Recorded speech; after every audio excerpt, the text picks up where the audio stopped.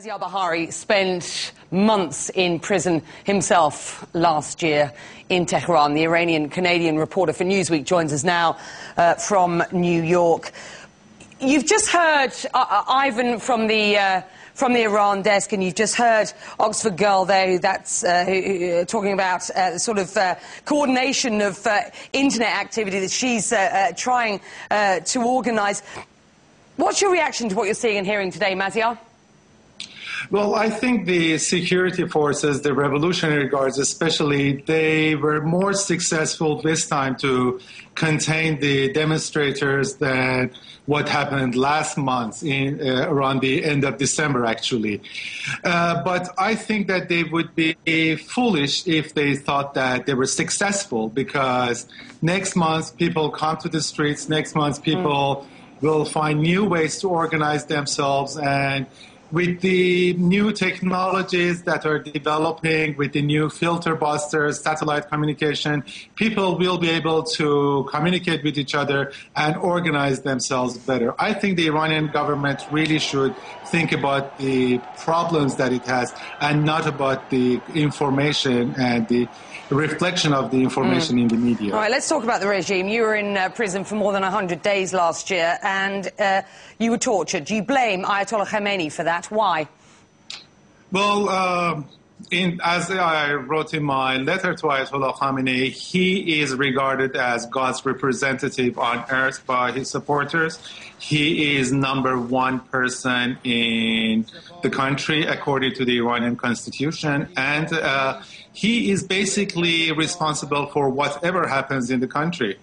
And, you know, when I was in prison, they told me that you're guilty until proven innocent. But in this letter, I assumed that Ayatollah Khamenei may not know about what is going on in his prisons. So I reminded him of what is going on in Iranian prisons. I told him that I was tortured before coming on television and apologized to him.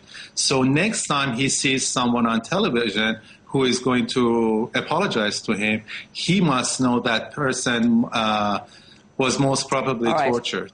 Maziar, some comparisons being made to the demise of the regime back in 1979. In an open letter that you just referred to, in fact, to Ayatollah Khamenei in an op-ed in the New York Times this week, you said, and I quote, "Those who forget the lessons of history are doomed to repeat it." A lot of people, as I say, compare the images of what we saw in 79 to those that we are seeing today. What chances, though, do you think of a similar outcome? Well, you know, they say that history repeats itself once as a tragedy and the second time as a comedy. And I don't think that we can see any comparisons between now and 1979. I think Iranian people this time are really not looking for a revolution. I know that we in the media, we are looking for sexy subjects, and we'd like to Iranians revolt and overthrow the regime in a week or so, but that's not going to happen. And Iranian people are not interested in a revolution. They are tired of violence. They're tired of war and revolutions. What they're looking for is an evolution. They are looking for ways to peacefully change the government. And maybe I don't think that they even want to change the Islamic Republic as a regime of Iran.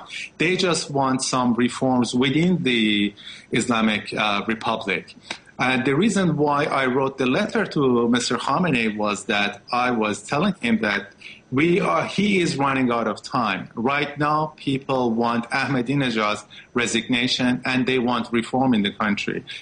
But soon, when workers who are not getting paid, when farmers who cannot sell their products join the students, join the middle classes in the streets of Tehran, then revolution may happen. And that will be a bad day for everyone in Iran.